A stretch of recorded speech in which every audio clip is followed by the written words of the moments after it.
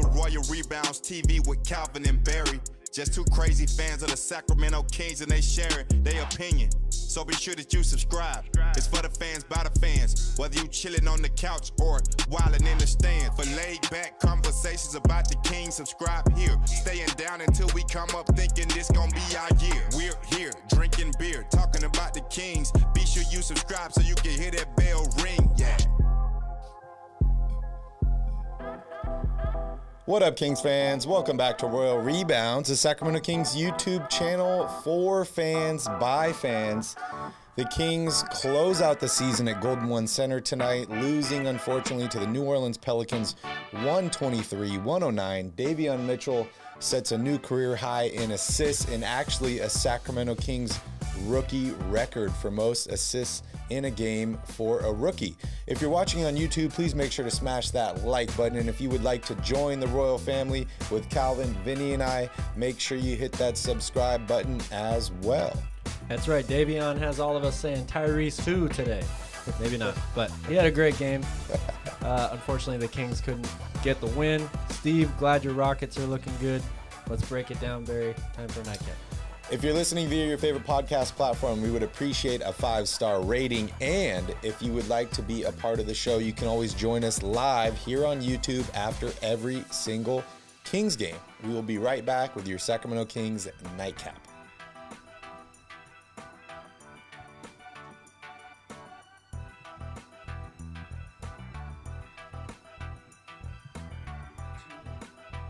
We're here. We're drinking beers. And we're talking about your Sacramento Kings. What's up, Steven? Good to see you here in the chat. I'm glad your Rockets are looking good. Unfortunately, it didn't look too good against our Sacramento Kings. But, hey, I got to brag where I can. Hey, I mean, if your team, and the Kings are just like this, if your team's only going to win about 20 games in a season, you notice when they look good. Everyone matters. Well, before we start the show today, I want to remind you all that support for Royal Rebounds is brought to you by Manscaped, who is the best in men's below-the-waist grooming. Manscaped offers precision-engineered tools for your family jewels. Manscaped's Performance Package for your package, the ultimate men's hygiene bundle. Join over 4 million men worldwide who trust Manscaped with this exclusive offer for you. 20% off and free shipping worldwide with the coupon code ROYALFAMILY, all capitals, one word, Royal Family, at manscaped.com will get you 20% off and free worldwide shipping. If my math is correct, Calvin, that's about 8 million balls. That's right. You know the deal. You can't root for the Sacks unless you take care of your own. What's up, Key Kings? Good to see you in here early. Sass, you're here. The Lakers' first-round pick will fall between 7 and 9 and will convey to the Pelicans. The 8th slot has the 26.5% chance of getting into the top 4. Wow. Sass, is that pick protected at all? Like top 3 or something? I wasn't really sure. What's up, Brian? Good to see you here. Lakers are out. It doesn't matter if they make a miraculous comeback or not. Pelicans officially seal the deal tonight, closing the door for the Lakers. So at least there's that for us Kings fans. Oh, Lakers lose 121-110. Oh, is it over? To the Suns. It is officially over. I didn't think they were going to win anyway. For the Lakers, so congratulations. You know, I was a little bummed. I thought that I was going to miss out on this game because, as you know, Calvin, we watch the games here on YouTube TV. The first quarter of the game was the Sharks post-game or pre-game or something. Mm-hmm. I'm not a big hockey fan, but I turn it on and I'm like, the Sharks? What is going on here? I know the Kings aren't that good, but this is the last home game of the season, and you're not even going to show it. They ended up fixing that right at the end of the first quarter, so I was able to watch second, third, fourth quarters. We lose, but hey, more Kings basketball. More Kings basketball. This game was similar to the Warriors game in that, you know, the Pelicans kept making runs. Kings continued to work their way back into the game somehow, but it was not enough. Too little, too late, or too much. New Orleans down the stretch. Brandon Ingram and CJ and Jackson Hayes with a career high tonight as well, or tied a career high, I believe. Yeah, you know what's crazy? So when I was watching this game today, I was like, all right, so the Pelicans had a superstar in Anthony Davis, right? as the Kings, we go ahead and trade our star, DeMarcus Cousins, to the Pelicans. We get back, a first-round pick in Buddy Hield, another first-round pick. I think it was like Tyreek Evans, maybe Langston Galloway, something like that. It was both of those. For salary fillers. Then the Pelicans, unfortunately, are forced with some bad luck. They lose DeMarcus Cousins to injury. Anthony Davis wants out. They luckily win the draft lottery, get number 1 overall pick in Zion Williamson, who misses the entire season, and the Pelicans are still better than Sacramento. How does that work? They are. I'm not sure. Not sure how it works. That is crazy. I like that circus move by Davion. Davion had a great game, man. If I don't know how many assists he had max this season. Was it 17? For Tyrese Halliburton? Oh, for Tyrese? I don't know. I don't remember. I think he had more than that. I want to say he had like 19 one 19 in a game. I did not expect 17 out of Davion Mitchell tonight. No. That was very, very impressive. You got to give him credit. He's been playing like a true point guard. I mean, he's been putting up 9 or 10, right around double-digit assist numbers for a while now. 5-6 games in a row, it feels like. Maybe even more than that. One more announcement before we jump here into the box score. Harrison Barnes wins the Oscar Robertson Award for play on the court and stuff he's done outside the court as well. So congratulations to HB. Yes, shout out to Harrison. We all know how active he is in the community. True professional. The Sacramento community is grieving right now. So, stuff like that is even more important in a time like this. Yeah, honestly, I feel like if they traded Harrison Barnes, I'd probably miss him more off the court than I would on the court. And that's not a knock on HB. He's just a great person off the court. So I also saw Meta World Peace, or Ron Artest, or whatever he's known as now, and Brad Miller sitting courtside, which was pretty cool. It was officially the last game in Golden One Center this season, as the next 2 games are on the road. But Calvin, let's jump here into the box score. Well, another great performance from Damian Jones, a guy that we haven't mentioned yet. 22 points, 4 rebounds, 1 assist. He was 8 of 10 from the field. 5 of 5 at the line, too. The guy has been super efficient since he's been in the starting lineup for the Kings. Davion, another 40-minute game, 15 points, 17 assists. HB with 12. Jeremy Lamb with 15 points in 23 minutes off the bench. And Metu, another 12 points to go along with 6 rebounds. The Kings shoot 91% at the foul line today, 20 of 22, and over 50% from the field.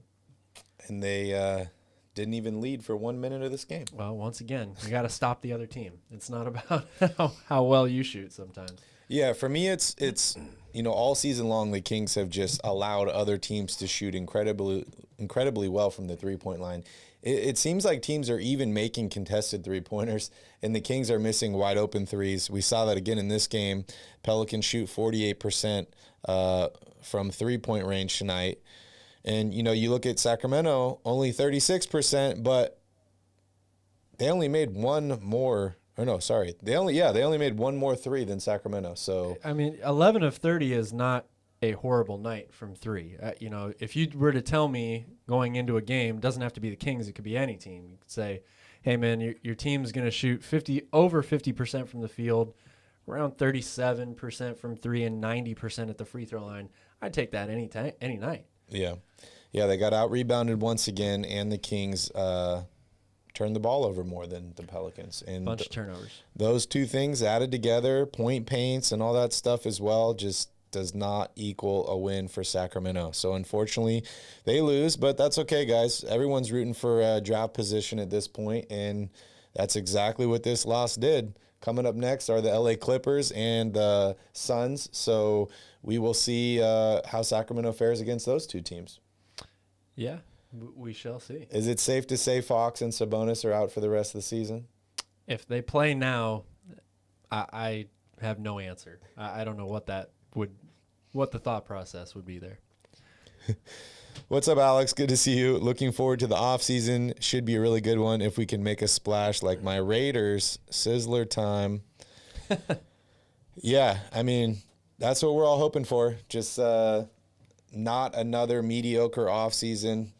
But, hey, the last 2 off seasons, I guess I could say, have been pretty uneventful for Sacramento, but they drafted well in both of those.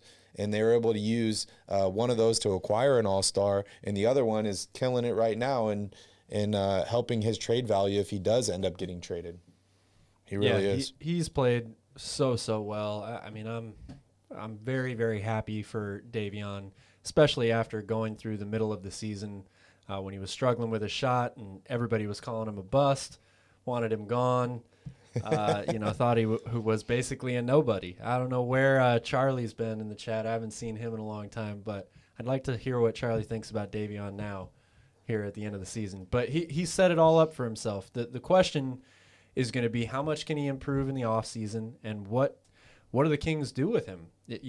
Assuming he's not going to be part of a trade for a bigger piece. Yeah. If he's still on this team next year, does he start alongside De'Aaron Fox, or do you keep him coming off the bench? Are you worried that his production is going to suddenly drop again because now he's reserved from the bench again and not in the starting lineup? We'll have to see what happens. Fickle Kings fans have no faith. 16 years in coming, man. Where's the faith? We're trying to bring it here, but it's so hard. So we got to see Keita play 11 minutes tonight. 1 of 3 from the field, 5 points. What'd you like? What'd you dislike from him? I agree with Sass. It's just not enough. Like I need to see him on the court more. I don't think that in the sample size that you've been given from him yet. I've liked what I've seen, in small pieces. I think there's potential there, but until I see him play more, I can't really make a good official determination. He's got to be on the court, and now is the perfect time. I mean, there's never been a better time. Do you read anything into his lack of time on the court right now? Like maybe that means he's not ready, or...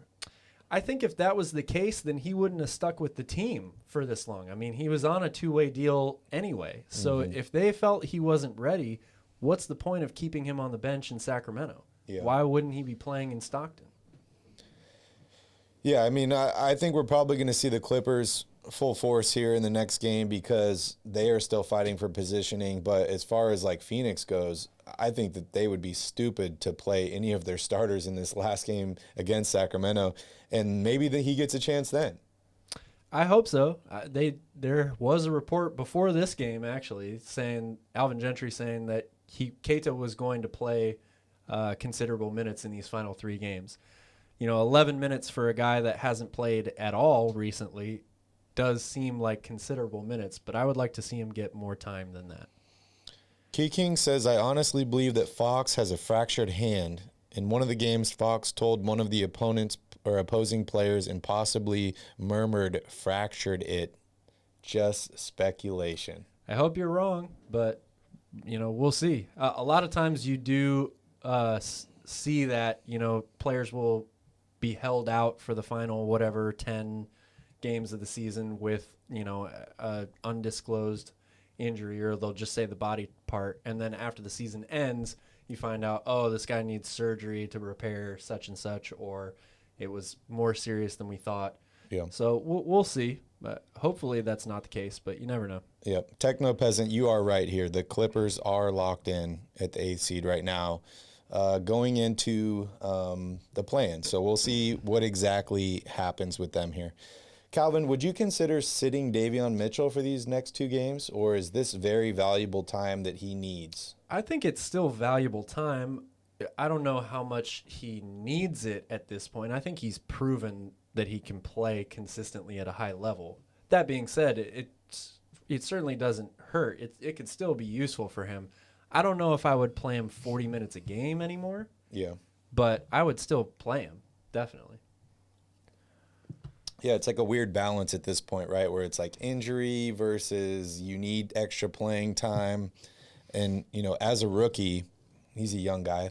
Throw him out there. Give him some more time. And he has, a lot of leadership qualities about him. And this has kind of been his team, for the final month of the season here. So I know a guy like him who's, I'm sure, very, very prideful. He probably wants to finish it off, these last 2 games with his teammates. Yeah. So Jeremy Lamb had a great game tonight. He did. He was Probably a little one bit of of a his microwave today. Yeah, probably one of his best games of the season, or at least here in Sacramento. 23 minutes, 5 of 9 for the field, 15 points, 5 rebounds, 5 assists, a steal, a block. Great game for him. I heard them talking about him in post game, saying that he could be a valuable member of this rotation next year. I think so. I mean, the Kings definitely need shooters. Like they need guys to step into that role, and he could definitely be one of those people. So. Yeah, I think so. I mean, at this point, the Kings are basically looking at all these guys like who potentially fits into next season.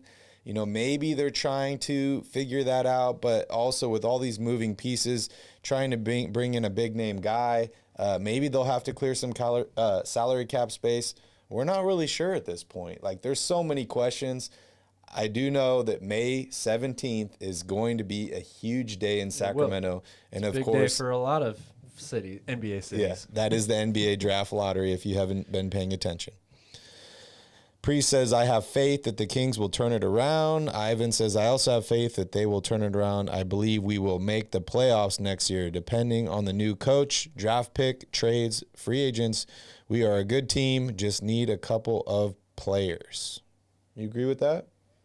I do agree with that. I mean, I felt that way this season. You know, I thought that they were going to be an improved team. I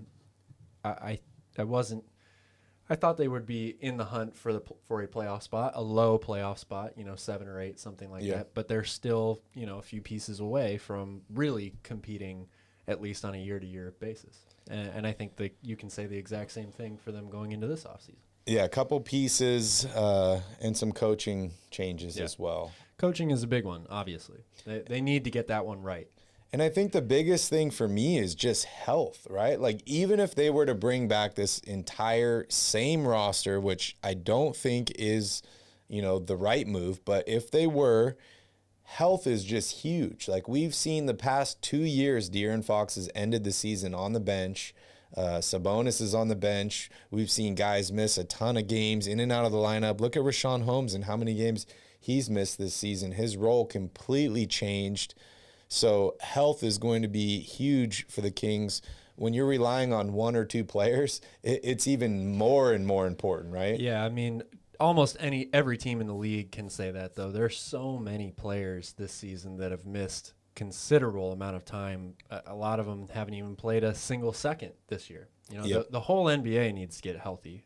Yeah, it really does. It really does. What type of Fox will we see at the beginning of next season, do you think? I hope we see the Fox that we saw, the last time he was on the court this season for the Kings. But that's a tough question to answer, man. It's going to be up to him ultimately. I hope for both him and Davion's sake together, like, those two should get in the gym every day in the off season and work out together. I don't know what their relationship is like, how much they like or don't dislike or whatever each other, or if they're even that close. But they should become close. It would greatly benefit both of them, I think. I think he's going to start out really hot next season. And the reason I say that is because of Domantas Sabonis. I feel like De'Aaron Fox has never had a guy on this roster that's kept him honest, and not in, lying or anything like that. But as far as, like, let's put in the work, we're a team, we're doing this together. He's never really had that guy. He's had a few different veterans that have kind of gone in and gone out. He had Tyrese Halliburton for a year and a half, but that's a younger guy that's kind of, looking up to you. Now he has a guy that's made an all-star team a couple times. He's a hard worker. He has a running mate. So I think that they're going to put in a ton of time together this offseason, and I think that De'Aaron Fox is going to come out firing next year. I really do. And I just hope he's worked on his jump shot. Yeah, that would obviously be a huge thing for him to come into next season with a more reliable outside shot and maybe even a little bit more of a three-point shot. But I was kind of thinking about that today as I'm watching the game. This is going to be year 6 for De'Aaron next season, right? Yeah. He hasn't improved that outside shot really much at all in the first 5 seasons. At some point, you get to an area where you're like, I just don't know how much more you can improve. It's weird because some games he seems to be on it, And then other games, he just doesn't look like he's even practiced. Right. It's wild. So we'll see. I've said it before, though. He doesn't need a three-point shot to be, I won't say an all-star, but to be a, 20 to 23 point a night guy with 7 to 10 assists as well, and rebounds. He doesn't need a three-point shot at all. Yeah. So they will also have to take that into account with how they build out the rest of the team, though, right? You're going to have to surround him with more shooting, him and Sabonis, in order for that offense to really flourish. But it's doable. It's definitely doable. In post-game live, I saw Kenny Thomas and Kyle Draper, and they were talking a little bit about Sabonis. And I don't remember exactly which one of them said it, but one of them said, it might have been Kenny Thomas. He said, I see Sabonis more as a power forward than a center because he's not a shot blocker. Do you agree with that? And then what does that mean as far as like a guy that you're bringing in? Are you looking for a center, or are you looking for a versatile guy that can kind of like fit in wherever you need him? Well, I don't think it really matters this much matters that much in today's NBA with how positionless basketball is a phrase that I think that gets used too much, but like the fact that you play guys to their skill sets now. You don't play them because they're a center or a power forward. Yep. I will also say that there are lots of power forwards in history who were great shot blockers, so that comment doesn't really do much Tim for Duncan. me. But Sabonis to me is most effective when he is able to be used in the low post, but they flash him to the high post so that he has the ability to catch the ball at the free throw line, survey the court, and make great reads because he's a good passer.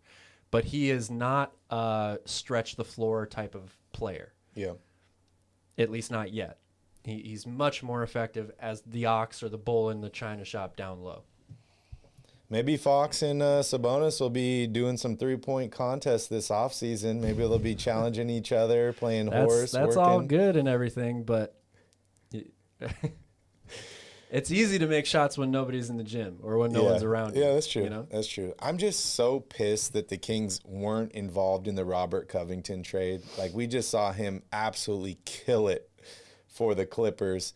And, if I were to double down on this small ball lineup, having Robert Covington and Harrison Barnes play the 3 and the 4 and Sabonis at the 5, I don't think that's a bad lineup at all, especially if you're running and gunning up and down the court.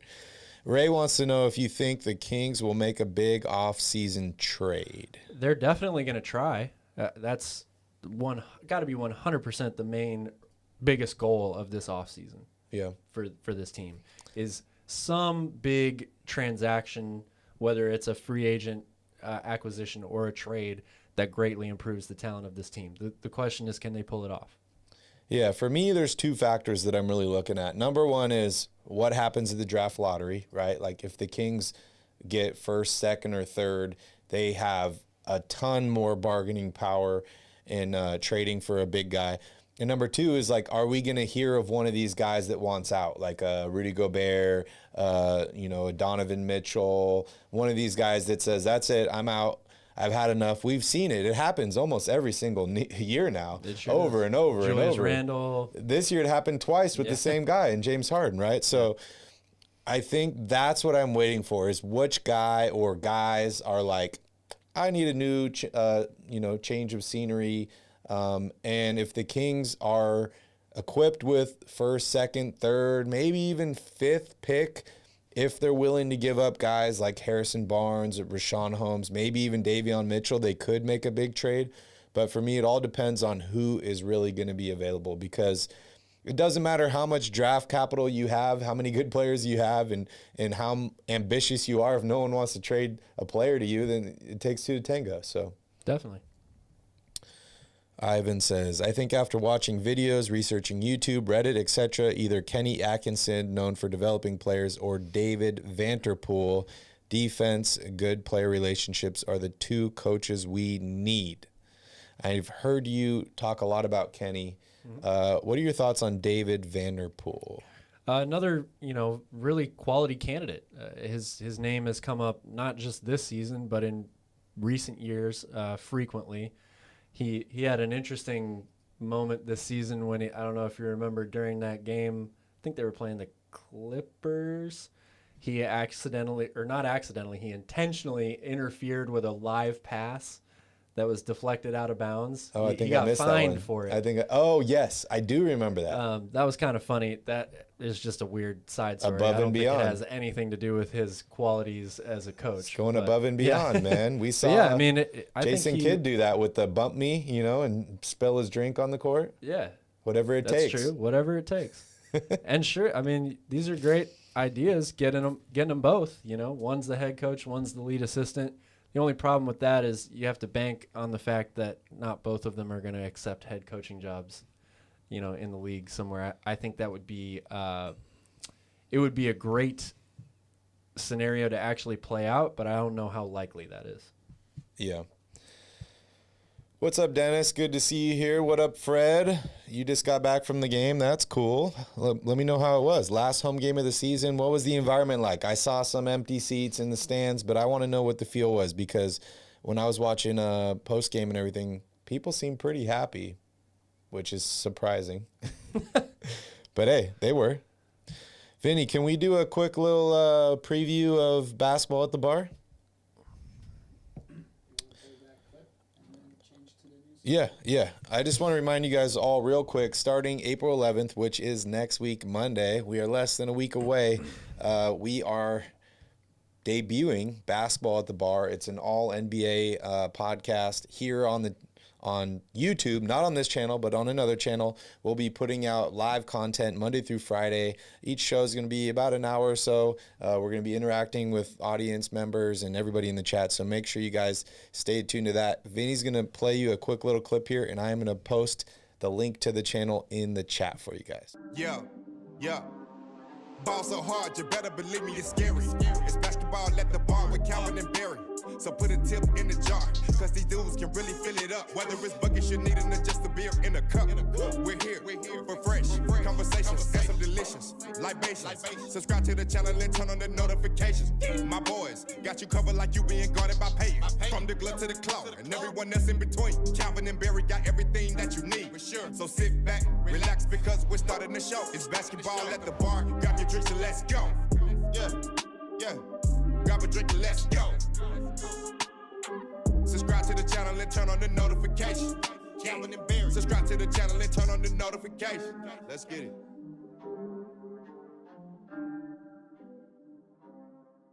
Your drinks and let's go.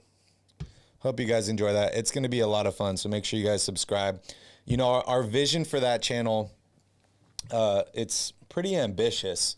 We'll see exactly how fast it picks up, but eventually our goal is that we're going to go on a road trip across the United States. We're going to get a big RV or something, get our logo on the side, and we're going to travel and go to like a game and podcast live at a different bar every single night. We're going to be the new John Madden. Rest in peace. Yeah. So it should be a lot of fun. So we would appreciate all you guys' support. We would love to make that happen, and it'd just be fun for everybody. So if you guys are interested in that, check out the chat. I put the link in there, and we would appreciate subscribe. If you like drinks, if you like basketball, it's a great spot for you. If you like both of those things, doesn't get any better, right? It's the only sports bar you can take with you wherever you go. And there's no dress code either for anybody that likes, just hanging out with no pants on or whatever. You are welcome. You're welcome. All right, Calvin. So I know we didn't want to do a really long podcast today because it's, the last one. We're wrapping up the season, all that stuff. But let's talk a little bit about these next two games here. So Saturday and Sunday, which is weird, right? The Kings seem to have Wednesday, Thursday, Friday off. They could have used some of these days off during the season, early on. These games are rescheduled games, right? So they had to be. There's a window for the NBA to put those games in. Yep. So Saturday against the Clippers, then back-to-back Sunday in Phoenix against the Suns. Any thoughts on these games, or is this just two more games on the calendar? You got to get up before the season's over. It's 2 more games on the calendar. You got to play out all 82 games, right? You got to get them in one way or another. I mean, I feel like Davion Mitchell is pretty much the leader, right, of this team, this bench team, right At now. this point, He's probably the leader. I would say Damian Jones is rising up on that list as well. But yeah, this has been Davion's team ever since Sabonis and Fox went to the bench. So if you're him and you're okay, we're eliminated from postseason play, blah, blah, blah, all this. There's 2 more games coming up. What are you looking forward to, or what are you trying to prove in those 2 games? As an individual player? If you're Davion Mitchell or Damian Jones. I think you're just looking to continue playing well and staying in a rhythm. I don't think either of these guys necessarily has much to prove anymore. Like, they've proven to me that they can play at a high level against... they haven't played every team's top list of players, but they've played a bunch of teams Ivan's that going to still be play our all their DD starters. here. Thank you, Ivan. Ivan's we the appreciate DD that. for basketball at the bar official. So yeah, I mean, I don't know if you're, like I said, there's not much left to prove, I think, for these guys. I mean, over the course of their careers, sure, they have more to prove, but they're not going to prove anything to me in these last 2 games. It's just about continuing to stay in a rhythm, feeling confident out there. It's not so much about the individual numbers they put up. For Damian Jones, he's going into a contract year, right? So very important. That definitely, I'm sure, has some motivation for him. He wants to continue to play well. But it's not about schemes for me. It's not about, will they hit 20 points or can Davion hit 10 assists?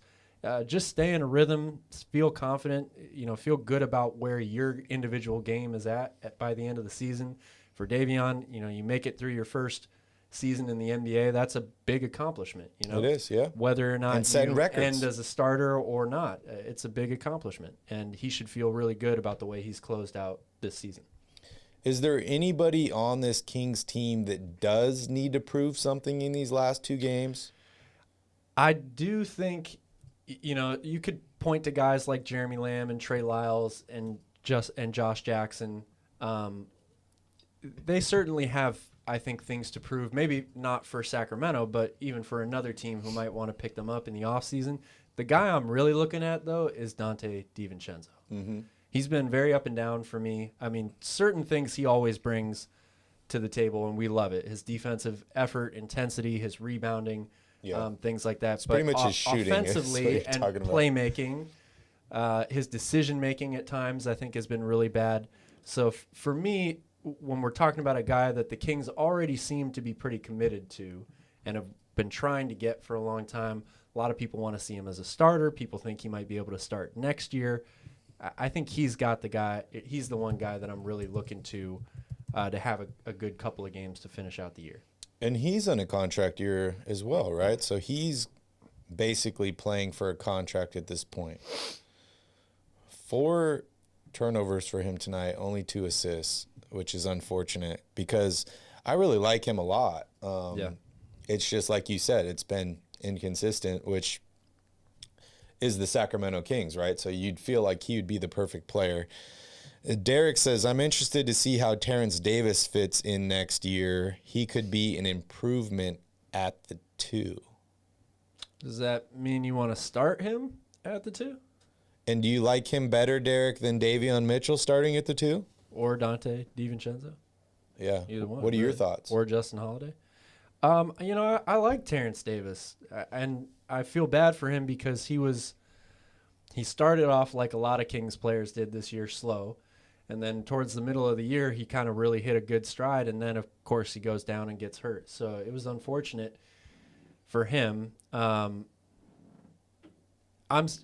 still looking for upgrades. Yeah. Before I pick any one of those guys to be my starter. Yeah, I agree. I still want Bradley Beal or Jaylen Brown. And I know that's probably a big ask, but, I mean, the team needs to improve. I like Terrence Davis a lot, but, just like Dante Divincenzo, he's been so inconsistent That's why I think that, the Pelicans really hit it out of the park in acquiring CJ McCollum, because that guy is like, I like to think of it in terms of like fantasy football, right? Like I have a few guys on my team that I draft every year that I'm like, it doesn't matter what team they're playing against, they are my starter because I know they're going to do it. The Kings need a guy like that at the 2 and at the 4 or the 5, however you want to put Sabonis in there. But none of these guys have really proven to me at this point that they are that guy, right? It's just too much inconsistency. And, people forget that, all these players in the NBA were all pretty much the best player on multiple teams in their life. Oh, yeah. And the only difference is that they are now in the NBA playing against the best talent in the entire league. And the difference is the guys that can do it night in and night out. That is the main difference. Yeah. That is the difference between a good player and a great player or a star. It really is. Ray says Divincenzo will get the mid-level exception contract. I don't know about that. We'll see. We will see. I would like that. Any thoughts on Alvin Gentry finishing out the season here in these 2 games? I mean, do you think that management has already made up their mind on him? If they win the next 2 games by 50 combined points, does that mean anything? They could win by 100 combined points, and it wouldn't change anything for me. Yeah, CJ changes things for the Pels. Yeah, he really does, man. That guy's a great player. He really is. And to think that he came back from a collapsed lung this season, that is outrageous. I forgot that even happened to him this outrageous. Year. Pretty wild. Wow. Priest is making a pretty big statement here. De'Aaron Fox will be traded because no player is safe, according to McNair. Depending on what you get in return for somebody like De'Aaron Fox, it's certainly something that that Monty and the Kings front office will think about this offseason. I believe they definitely will think about it. I don't know if they will actually pull the trigger on that, but... And it comes down to what we were saying earlier, like who's actually going to be available. Like, Bradley Beal, I'll trade De'Aaron Fox, but am I going to trade De'Aaron Fox for a couple young guys and a couple draft picks? At this point, like, no, I'm not, because he's better than that. But if I'm upgrading, I'm all in. Ivan says Atkinson is known for having a system, putting in structure to maximize his players' abilities. We saw that in Brooklyn. Yeah, that would be great to have. Yeah. Be great to have. And Sass, I think that's a good comment. I agree with that 100%. The likelihood of De'Aaron Fox getting traded is pretty low for me because they just got Sabonis, and those guys have only played, 20 games together or something? Not even? Yeah, and the main goal here is not to make De'Aaron Fox happy because he's already locked up. The goal is to make Sabonis happy so that he re-signs. So you didn't just trade away a guy in Tyrese Halliburton that you basically control the next 4 years of his life for a guy that can leave you in a year and a half and say, I like somewhere else. But, he's said all the right things so far. Sabonis says, he just wants a city that embraces him, that loves him. Like, I couldn't pick a better place than Sacramento. The fans do embrace, pretty much every player that comes here. I even saw people with Costa Koufis jerseys a few years ago, which, if you're going to embrace that guy. His least favorite NBA player of all time. Anybody's got a chance. Not least favorite of all time, but least favorite on the Kings. Favorite of all time? Oh, man. I'd have to think a little bit deeper. I was going to say, I don't even know if I have the answer to that question. Yeah, right now, so. I gotta dive a little bit deeper. There's definitely some players on the Lakers that I strongly disliked. I don't like to use the word hate. It's just too strong of a word, Okay, yeah, that's fine. I mean, sure, everybody, well, not everybody, but a lot of people hated Jordan when the Bulls were good. A lot of people hated Kobe. I did. I hated Kobe. Yeah. I gained a lot of respect for him once he retired. Yeah, that's what I mean. Saying you hate Kobe Bryant doesn't mean to me that they're your least favorite player of all time. Yeah, that's true. That's true. And also, Costa with the posta. Oh, man. Who's the most random Kings player? What does that mean? Ever? I'd say Bruce Jenner. That's the most random Kings player ever. Calvin, quit referring to her as her old name. She was drafted as Bruce Jenner by the Kings. It's okay. Caitlyn Jenner was not drafted by the Kings. Yeah, just like Ron Artest played on the Kings. Meta World Peace never Yeah. played for Sacramento. But then we could get into semantics of like the Royals and the Kings and wherever they're at. But, oh, man. Rebound is right. Who would we get for Fox?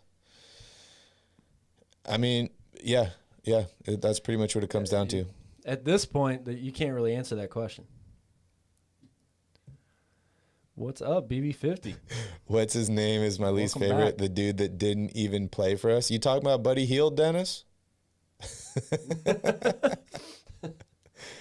I loved Ron Artest and the Kings, man. I had so much fun watching that guy. I even rooted for him when he went to Houston. He was so much fun to watch. And I remember there was that like story about him applying at like Circuit City or something so he could get a discount on TVs. He put his coach down as a reference. Yeah. He's like, I'm gonna be the hookup. I'm gonna be the hookup. And Dennis says Jason Terry. Oh yeah, I remember Jason Terry. That's true. He was there for a hot second. I definitely dislike Jason Terry. But I do have to give him props. Dude got a championship tattoo and won the championship that same year. That's ballsy. That's a baller move right there. That's pretty ballsy. You know he would have kept the tattoo, though. Even if they lost, he would have been like, well, it's my goal. It's what I'm working towards. That's funny. All right, Calvin, I think it's time to wrap it up here. I'm getting hungry. I want to head down to Whalers Village, get a Mai Tai, maybe some that food. right? Yeah. Okay. Anything else you want to talk about before we wrap up the show here? Man. Chuck Hayes. That's a good one for me. Yeah? Most random player ever. Or are you saying that's your least favorite NBA player of all? I don't even know which thread we're going with here anymore. But oh, man. Did you guys hear about Ben Simmons' godfather getting the Sac State job? I heard about that. I did not hear that. I did not know he was Ben Simmons' godfather. But a godfather can pretty much be anybody at this point, right? Like, at this point, you could choose somebody. Could always be anybody. Oh, yeah. But you could be like, oh, yeah, will you be my child's godfather? Doesn't have to be a family They're member. like, yeah, he doesn't even have to pay child support or anything, right? Yeah, that's true. That is true. I really didn't like Chuck Hayes. That's funny. I liked Chuck Hayes a lot when he was in Houston, but I didn't like him in Sacramento. He's just too small, man. He's like 6'5" as a center. It's crazy. It's crazy. Yeah. They went from Yao Ming 7'6". Oh, Yao Ming's out. Chuck Hayes is coming in. They lost a foot at the center position. Right? Oh, man, that's Coke hilarious. Machine Derek Williams. You guys are hilarious. Dude, when Derek Williams first got traded to Sacramento, he had that like I think it was like a windmill 360 dunk or something. He had some great dunks. And I was like, oh my God, this guy is great. I was so excited. And then I saw him. He's actually had a very successful career overseas in Europe. He's been playing. He's played on a few different teams, but he's been one of the EuroLeague's best players, I think, for the past couple of years. The Kings need to stop getting number 2 picks. Either don't draft number 2, don't trade for number 2. Yeah. Like, we've seen this how many times now? Like, Jabari Parker, all these guys. So well, they didn't draft Jabari Parker. They traded for him, but just like Derek Williams. Yes. And that's same result pretty much. All right, guys, we're going to wrap up the show here. Thank you so much for joining us. We really appreciate you all. Shout out to all my Kings fans out there for staying strong. 16 years not making the playoffs is a really long time. But, hey, all the bandwagons are gone. It's going to be one hell of a party when they do make it, though. Right? We'll be there. You better believe we'll be there for that. We'll be hosting the party, Calvin. Yeah.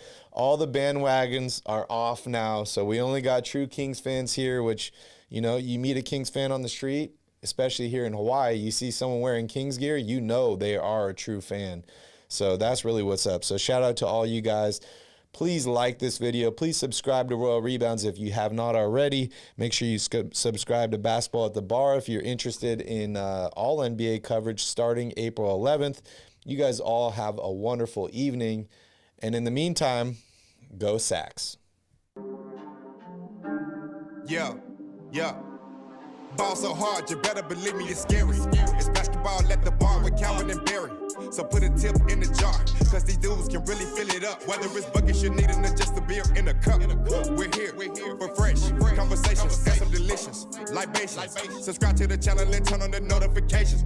My boys got you covered like you being guarded by payers. From the glove to the claw and everyone that's in between. Calvin and Barry got everything that you need. So sit back, relax, because we're starting the show. It's basketball at the bar. Grab your drinks and let's go. Yeah. Grab a drink and let's go. Subscribe to the channel and turn on the notification. Calvin and Barry. Subscribe to the channel and turn on the notification. Let's get it.